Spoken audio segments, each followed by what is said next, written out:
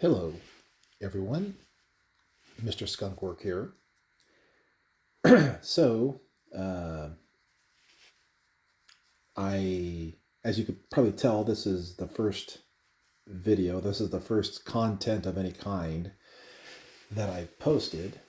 Um, with things that have been going on, the subject of this video, I kind of felt compelled to weigh in, even though I'm, pretty much a nobody, just another average Joe here. Real quickly about me, I am a California native, Orange County, California. Born, raised, lived here my entire life. I am now 40 in my late 40s. I will be moving out of California here. I've got a rough time horizon in mind. I actually already wanted to be gone, but some complications had arisen, so I've had to push it back. I used to be a registered Republican and then changed to unaffiliated, but I still vote GOP most of the time. To be perfectly frank, I'm sure anybody else in the world watching this can understand that in California, the GOP has next to no representation, and it seems like the GOP has made no real effort to expand their presence or their footing here. And as a result, California has been destroyed or has been reduced to a near communistic dictatorship in a lot of ways. So it's pretty sad that that's the case, but it is. I don't want to spend too much time on politics. I just wanted to let you know so you can know going in kind of who I am, where I'm coming from. Obviously, I've voted for Trump. I voted for Trump 3 times now.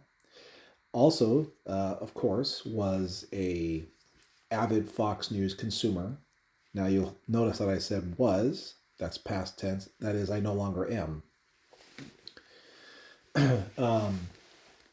Just real quickly, in my specific case, I stopped watching Fox News cold turkey the night of the 2020 election.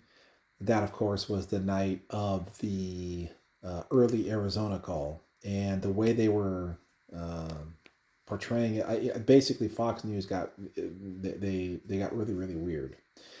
Also, of course, Fox News has mostly, this is what people from the left have to say about Fox News, which is that's essentially what they're doing is they're likening it to being the broadcast version of more or less a Republican think tank. In other words, they're saying it's like all Republicans and no Democrats and so on and so forth, even though the other networks are all Democrats and virtually no Republicans, or very, very few. For some reason, it's bad if Fox does it, but not bad if the other networks do it. But I don't, personally, I don't care about that because I no longer watch Fox News, let alone MSNBC, CNN, all the other, so, but yes, I was basically, but the thing of it is, I was really watching Fox News specifically for Bill O'Reilly. So as far as I was concerned, you could easily just change the name from Fox News to Bill O'Reilly News because that was my main draw. I watched some of the other shows too, but that was my main. That's what I, everything kind of culminated in seeing his show, which had as everybody probably remembers, had a kind of a shootout format, and it was pretty good. A lot could be gleaned from his show and his analysis, but like all things, Bill O'Reilly, I was really a Kool-Aid drinker, I guess you could say, as far as watching Bill O'Reilly. Like, he could do no wrong and everything, and then now, after some personal realizations, I'm not even close to being in that camp anymore. But nonetheless, he did pull the highest ratings in cable news for like 20 straight years. So, okay, so the thrust of the video I wanted to watch today, again, that was all just so you can get kind of a feel for me, who I am, and where I'm coming from. And I welcome other points of view, but I will tell you that the older I get, the more kind of firm in my beliefs and thoughts I am. So, just there's that. So, anyways, well, you'll recall anybody who goes back to having seen Fox News or anything, anybody going back 10 years, a little less than 10 years ago, I guess it would be about 7 or 8 years ago, Fox News, all of a sudden, they fired one of their other hosts that I liked. I didn't watch her as much, but I did like her, and that was Greta Van Susteren. I thought her analysis was really on the money, just like everybody else. It was like Bill O'Reilly and like everybody else. But I will just confess, just as a, take this as an anecdote or even as kind of a little funny aside. Although I liked everything she had to say, certainly philosophically and even practically, her voice, she had a very high voice, kind of like it was very flighty sounding, and I I had a hard time being like a diehard Greta fan. But anytime she was on, if the dial was on Fox News, she did get my attention, at least in terms of what the like I said, the philosophy behind what she was saying. I agreed with. Well, they fired her, and as I recall, I could be wrong, and anybody can correct me, and because of I'm going just by, I'm doing this video from the seat of my pants, going by pure memory here. But I believe she got fired because she just didn't get the ratings, or she said something and they had some kind of legal thing. Because I remember what they oftentimes will do is they'll take somebody off the air, not announce that they're fired, but they'll usually take them off the air for like a week and then say, oh, by the way, she was, officially, she's no longer with us. She was officially fired, whatever. So I forget what happened, but she got fired, and Fox News had already had Tucker Carlson on contract. And Tucker Carlson at that point had been on the Fox News morning show on the weekend. So then they brought him into prime time, just straight up, and he did really, really well. He did a lot of coverage, and he covered a lot of stories that were making the headlines and so forth. And so he was right in the thick of it. Then all of a sudden, Fox News fires Bill O'Reilly. And this was due to, as I understand it, this was due to some lawsuits that had been brought to Fox News, as well as to Bill O'Reilly himself, from some women who were accusing him of sexual harassment. So, so he got the boot, and they moved Tucker Carlson into his slot. So Greta came on right before Bill O'Reilly. Or did she come on after Bill O'Reilly? I forget. But anyways, so Tucker went from her show to taking over Bill O'Reilly's show. And Tucker kept the really sharp analysis thing going for a while. So then he started kind of doing, I don't know if this was just, it appears to me, I'll just say this, it appears to me that through his time at Fox, Tucker was trying to make his own voice. And it seems like what happens in cable news and news broadcasting companies in general is that there will be a story. Like, let's just say there was the Boston bombing. That's a huge story that even though that was just local to Boston, that still affects all of us because it involves terrorism and what the heck happened here? How did these people make it through when we have all these security measures in place post 9/11? And so it was a big story. And then Tucker Carlson, now he wasn't doing, I don't think he wasn't on Fox yet, I don't think, when the Boston Marathon bombing happened. But he would take a story like that and then he'd give some differing analysis than what all the other Fox hosts were saying, and it wasn't that he was being bad or wrong. It was just simply different. And then he would even sometimes take from the same story, he would cut out different sound bites and say, "Hey, I noticed this thing here. This guy said this, and nobody's talking about it. There's something kind of off about him, saying this or whatever." And so he would start analyzing the same footage, just different sound bites from the same story, and then give his explanation of what he thinks going on. And so after a while, though, this is just by my memory. After a while, though, then he started not even doing the stories, but he would get stories that are like, to me, it seemed like they were similar stories, like conceptually.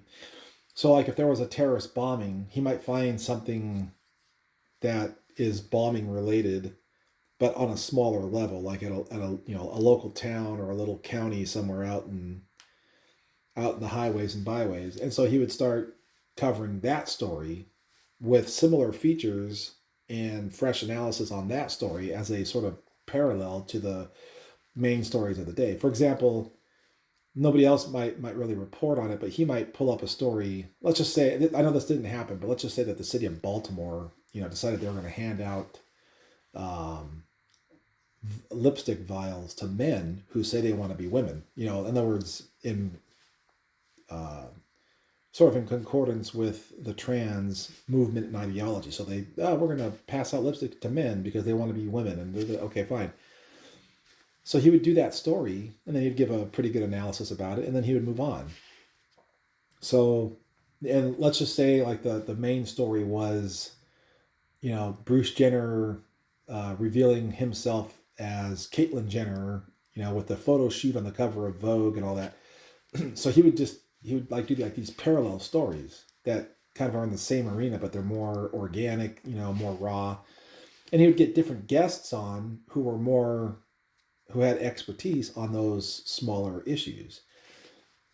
But then after a while, he wasn't even doing that. It seemed like he was just doing these random stories, which didn't seem to have anything to do with anything, and then giving like an essay, like a mini essay on it. But you couldn't really tell, in my book, you couldn't tell whether he was for the thing or against the thing, and you couldn't really understand why he even brought it up in the first place, because sometimes it would be too like regionally confined. So like if a city council decided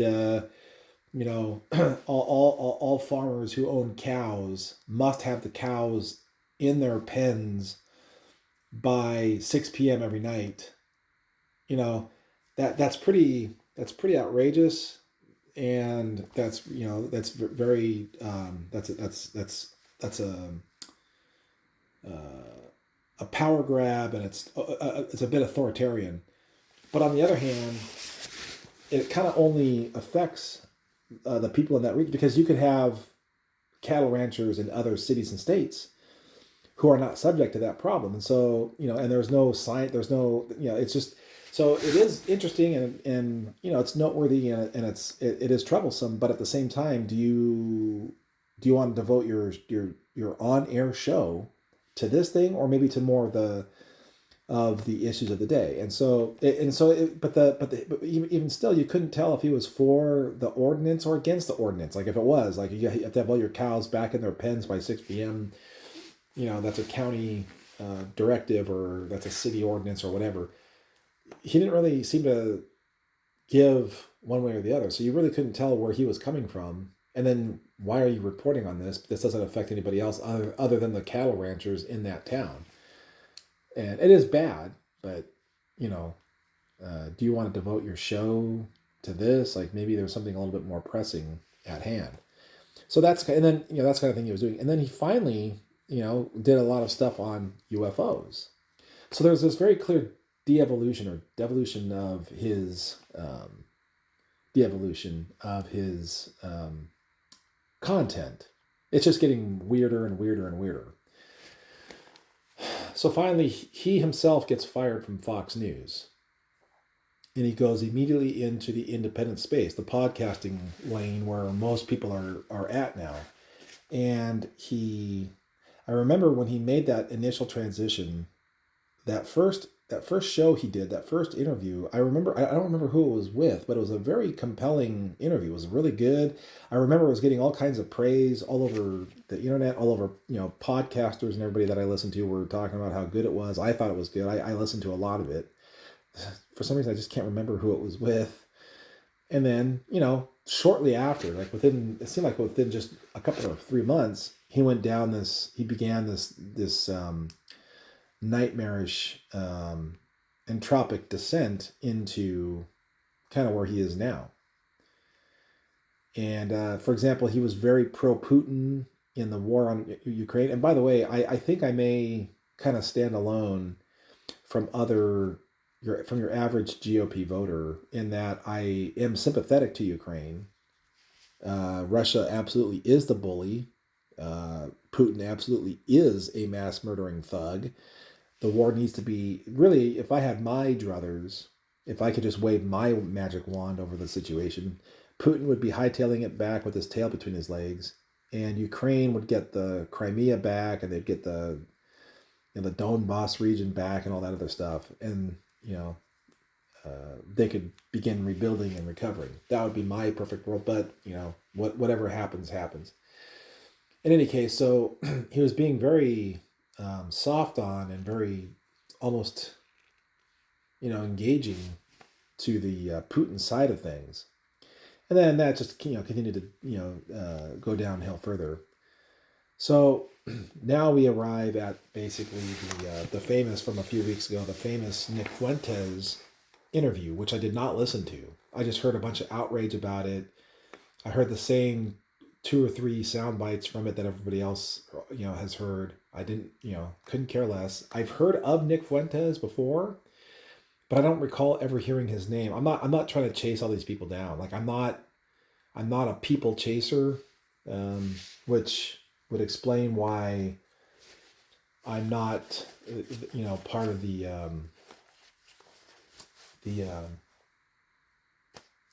people that are what do they call them, the people that with the cameras that chase down celebrities and get their picture all the time.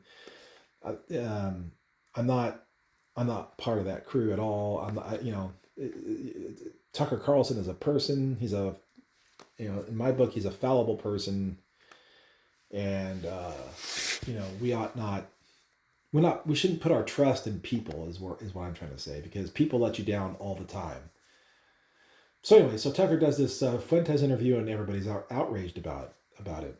Well, I have, after that interview came out, a week later, a few days later, Megyn Kelly had Tucker on her show, and she's another one. She's a complete mess, but she has him on her show, and she's doing like a live audience thing somewhere. And she says, she's asking him about, what's going on with the Fuentes interview, and she asks him, like, don't you have concern about what other people are thinking? And I'm just paraphrasing. And that's the famous and he responded with his now famous quote, which is, I got his number in my phone. I can give it to you, and you can go do the interview that you want. You're not my editor. Buzz off. So that was that famous reply to that question. So very clearly, and that was carefully designed. His response was carefully designed to elicit clicks, because of course, as soon as you say that, that's the thing that's going to get encapsulated into a soundbite. And so, sure enough, that's the soundbite everywhere. Well, the next day, she decides to have Ben Shapiro on as a guest, because I guess what happened was, looked like Tucker Carlson had been, and including Nick Fuentes too, appears to have been saying some things about Ben Shapiro. So then Ben Shapiro, in the wake of this interview, was incensed, completely understandably so, rightfully so, in fact. And so he does like a 45-minute a takedown, if you will, of Nick Fuentes, playing all these I was astonished. I'd never heard of this guy really much before. I'd heard the name. It kind of got thrown around, but I never heard him. And this little punk, this little weasel, Nick Fuentes, is going on and on and on about Ben Shapiro himself, Jews, Israel, this, that. And I'm like, what the heck is this? And so Megyn Kelly has Ben Shapiro on, and she plays that soundbite for Ben Shapiro of Tucker saying that about, buzz off, you're not my editor, all that. And Shapiro kind of comes back and he says, look, him and Candace Owens and all these other ones, they're really, really bad. They're doing really evil things. In fact, he even says specifically about Candace, what she's doing is evil.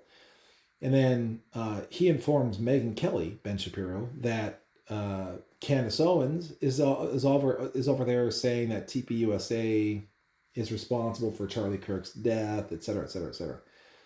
And how come you're not even the least bit curious about it, Megyn? That's basically what he was saying. Like, and she's like, well, I'm not the mother of the internet. So she, just riding Tucker's shock jock coattails, decides to throw another one directly at Ben Shapiro. Now, what's interesting about this is Megyn Kelly, just a few weeks before all this, maybe a couple of months, was doing her show, and she was essentially praising or applauding something that Ben Shapiro said on his show. And then she's like, I really like him. I love him. In fact, I feel like I'm his mom. I discovered him and this, that, and I don't know if that's actually true, because according to Ben Shapiro, and I believe this a lot more, which is that he used to be at Breitbart, and before that he was doing something with the campus newsletter at Harvard. So he didn't just he wasn't just over here on the side, and then all of a sudden, Megyn Kelly, picking up her dry cleaning, met Ben Shapiro and made him a star. He was already doing things on his own without her. So, but anyway, so Tucker Carlson, what I'm trying to say about him is he's, like I just said, he's a shock jock. Right now, everything is about clicks. It's all about clicks and nothing else. Tucker Carlson himself is not an a-hole, as he made himself sound like on that show with Megyn Kelly. But he's doing this stuff because he wants to get the attention so he can get the clicks. It's all about clicks for him. I don't know if he owes somebody a lot of money or something. I don't know what's going on, but he's out for the clicks and the fame and the glory, etc. But, he's just being a giant a-hole. When he was on Fox, before I finally turned Fox off, when I would watch his show, because I couldn't watch Bill O'Reilly anymore because he wasn't there anymore. So I did watch Tucker. And these little rabbit holes that Tucker would go down were so twisted up. My mind was like a pencil to try to when I finally just conceded to being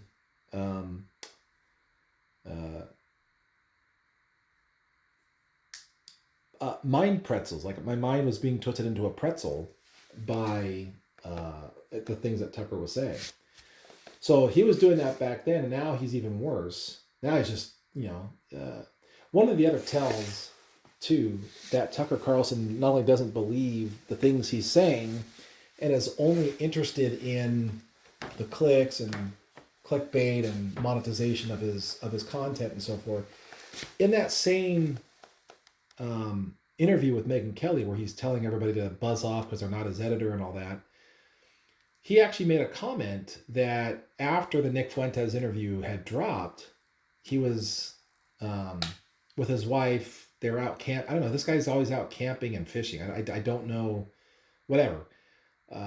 Anyway, so he said he was with his wife camping, and then his phone started going off, and he looked and he started getting all these text messages where they were asking him about it, and he said, this is exact. Well, he said, not his exact words, but he said, I saw all this going on. I'm not going to deal with that right now because I'm, the flimsy excuse being, well, I'm camping and I can't be bothered. But what that is, see, if he really believed in the content that he's producing the way he did, he would be answering all of that.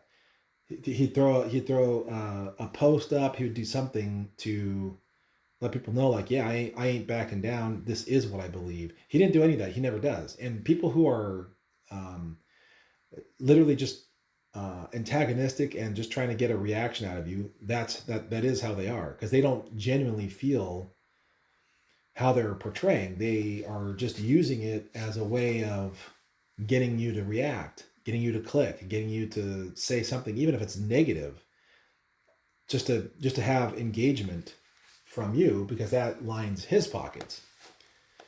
So yeah, he's not genuine. He's not sincere. Ben Shapiro is genuine, is sincere. I would say that I've actually increased my fondness, if you will, Ben Shapiro as a result of all of this. I think he handled that with a remarkable level of grace, certainly a lot of courage, because he was because even though I don't find any connection between Megyn Kelly and Ben Shapiro in terms of Megyn Kelly making Ben Shapiro a star, I do appreciate the fact that she would platform him on her show, and they would talk to each other. It seems like friendly on Twitter. Now all of a sudden, because she too is an egotist, just like Tucker Carlson, just like Candace Owens, is an egotist who's strictly out for clicks. She, of course, has no problems, no qualms about throwing Ben Shapiro in the trash. Let's, consequences be damned. There were cracks showing in the facade for me personally with Megyn Kelly, and I have a really weird way of telling, my story on that is very unusual. But Megyn Kelly, there were cracks in her facade going back at least 2 years, because I remember in the summer of 2023, she had come back she takes a summer vacation every year for like a week or two, because she's got her kids. They go someplace, they usually go to Europe, France, or whatever. And she's flaunting the fact that she's got the money and the time to just do this, because neither her nor her husband have jobs that require any more than like a half hour worth of their attention. So she's able to go on these lavish trips. And then what really sealed it for me, or what the beginning of the end for me, is when she returned from that trip in 2023. And she spends a half hour at the beginning of her show talking about how Air France lost her luggage. And I thought to myself, yeah, I mean, I know that's a story that happens, and it's unfortunate. And, hearing you explain it as that, it sounded like it was a pretty bad experience for you too. And I completely understand, but like, isn't there anything else to you besides, I lost my luggage at the airport? Because before she went on that trip, she was doing very, very well, Megyn Kelly. She was very, I don't know what the word is, but she was very, all of her content was like right on the money, very sharp, unbeatable, unbreakable analysis and everything. And then she comes back from her summer trip in 2023. And from that point forward, she kind of came across to me as a floozy. She would actually, have her husband on her show for a few minutes to, what do you call it, to advertise one of his new books, because her husband is an author. And they'd be drinking, and then you could tell, listening to them talk to each other, that drinking is not an unusual thing in their house, unfortunately.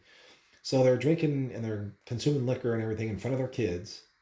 And, it's like, and all she can think about is power, power, power, money, money, money, money, money, money, money. And it's grotesque. So I started pulling away from her. And then 10/7 happened. And when 10/7 happened, she was actually engaged. Like she re-engaged. She was back and focused, and it was really good. Like I felt very confident in her kind of coverage of it. Ben Shapiro was a lot more conscientious, and so his coverage of 10/7 was very good. But for Megyn Kelly, being kind of like a disconnected, disjointed type of person, her engagement on it was actually quite compelling.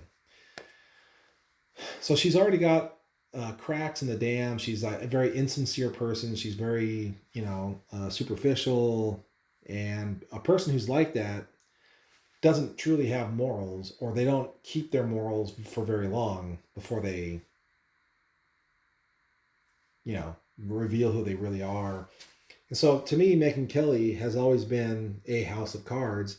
And after that 2023 summer trip, returning from her summer, I started taking everything she did and said with a grain of salt.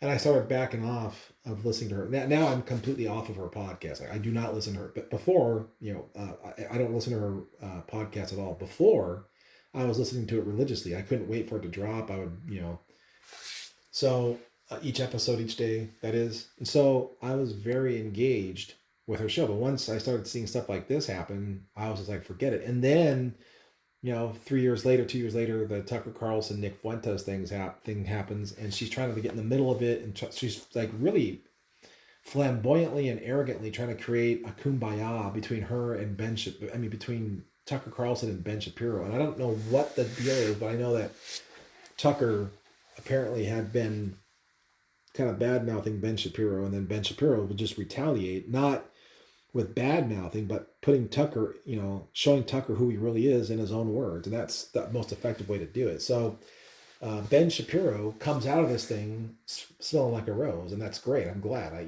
think there needs to be some pushback for this anti-Semitism. We can't allow this to fester in our culture. One thing I will say is one of the aspects of this I think we should caution ourselves on is that we have a tendency when we talk about Tucker Carlson, because of his Fox News roots and because of his seeming sort of common sense conservatism position, or what sounds like it, there we tend to give him a lot more credit than is due, but we tend to embrace him, Tucker Carlson, as a spokesperson for the right, and he's not. And that's a huge mistake. And we need to stop referring to him as such. And also, he's going to, if he hasn't already done so already, he's going to just flat out denounce the GOP. And what are you guys going to do when that happens? Because he will do it. This guy is not going to stop until he's ruined everything, is destroyed, and his wife divorced him, and then he's sitting there with a beard down to his knees. Then he'll finally come to his senses. But right now he's riding the click train and the money train, and we have to caution ourselves to not embrace people and put them on these pedestals when they can let us down so tragically. That includes Donald Trump, who I voted for 3 times. Like, anybody and everybody. We need to. I'm not a member of the GOP at the moment, but I do sort of embrace them as, somewhat my party, I guess. What I will say is we need to stop embracing these people as heroes, as and then acting all shocked when they start acting like Nazis, or they start saying kind of pro-Nazi stuff, or having pro-Nazi people on their show without pushing back, and so we need to stop. No matter who it is, we need to stop treating them as though they were elected members of Congress who we voted for. They're not. It's a free country. There's a First Amendment right. He has every right to say it. We, as sort of this group, also have the right to not listen to him. And I think that's the real solution here. Is just use your feet, kind of vote with your feet on this one, and just walk away from him. Don't let him. Unsubscribe from his anything that you're connected to him with. If you are, just unsubscribe and back away. If he ever does come around to his senses and starts to, he starts talking with some contrition, and he's, acknowledging the error of his ways and everything, then you could kind of turn around and go back and listen to him. But right now, just don't do it, and stop elevating all these people, because they will inevitably let you down. Trump let his own voters down mightily a couple of weeks ago with that Laura Ingraham interview, where he's saying we don't have any skilled people, and we need to let all these foreigners come in here and take our skilled jobs, even though he's having ICE remove all the illegal immigrants. It's a mixed mess. It's a mess with messaging.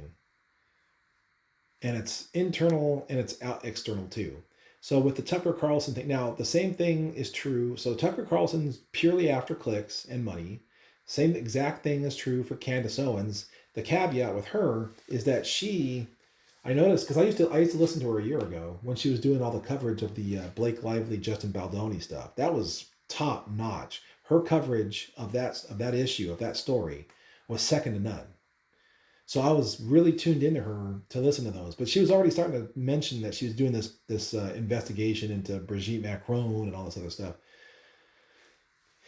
And what she was also doing at the same time, and this is the point I was trying to get at, she kept on saying, "Oh, I'm pregnant again. I'm pregnant. I get pregnant all the time." It's like, okay, we get it. You have unprotected sex with your husband. That's kind of normal, and babies are the result of sex. So, um, but what she's saying, the reason she's saying that is she's laying, in her mind, she's laying down the foundation of a plausible deniability and excuse machine, which is, I'm a woman, I'm pregnant, the hormones are all over the place. I did it because I'm a woman and I'm completely nuts. That's kind of like what she's doing. I got pregnant and I can't think straight, and 2 a.m. breastfeedings and things like that. So she's kind of hiding behind that. So just beware. And so if she too she's not gonna stop until she's hit everything, until she's been divorced. The money went to her husband or other people because she couldn't resist the urge to get clicks. Everything is an opportunity to get clicks. Every podcast that she appears on as a guest, opportunity to get clicks. Clicks, clicks. Because right now, clicks are money. So we went, from going from cha-ching, the sound of a cash register drawer opening, to click, click, click, click, click, click, click. It's the same thing as making money. So it's all about money. Now, Megyn Kelly, like I was just referring to earlier, a few moments ago, she's all about. She's like Tucker Carlson and Candace Owens combined to like the power of 20. She's a complete nutcase. So,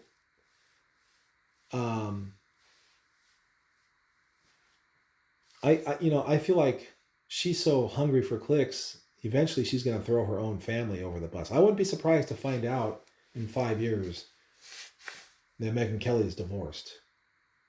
Would not surprise me one bit. She did an episode of her show not long before I finally just pulled the plug with her, where she was doing like an expose on Barbara Walters. She was saying how Barbara Walters was all about her work and she never made time for her daughter, whom she adopted, and this, that, the other. Well, that's Megyn Kelly too. Only Megyn Kelly's working on it for evil to get clicks, whereas Barbara Walters was truly just interested in getting to the bottom of a story. So my solution is to just go ahead and boycott Tucker, Megyn, Candace, Nick Fuentes, Laura Loomer's another one that I heard about. I haven't heard her. I've never listened to her content. Don't really know, but the thing of it is, all these people who are doing this shock jock stuff, they all learned it from Alex Jones. Alex Jones is the model, and they're all duplicating it. And look what happened to him.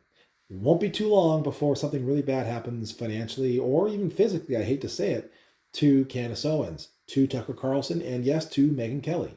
And Megyn Kelly is doing this while at the same time trying to build up her own network. She's got like other talent now that she's hired. So she's running her show through Sirius XM, and then she's got people under contract to her to produce content on her, I guess, website.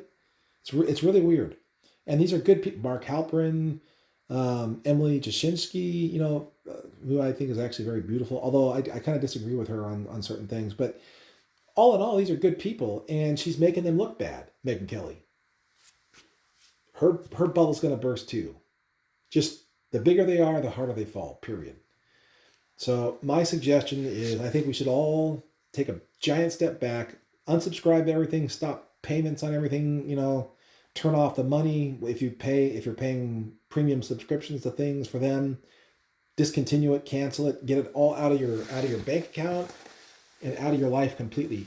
If any of these people turn around and show the contrition that I was talking about and change, then yeah, you can maybe start turning around. If they're still doing their content, you can turn around and start listening to them again. But for right now, while they're going through this madhouse stuff, you have to just get off because you don't want to get dragged down with it. So, anyways, I apologize for this being a 40-minute long video, but I really wanted to just cover all this stuff.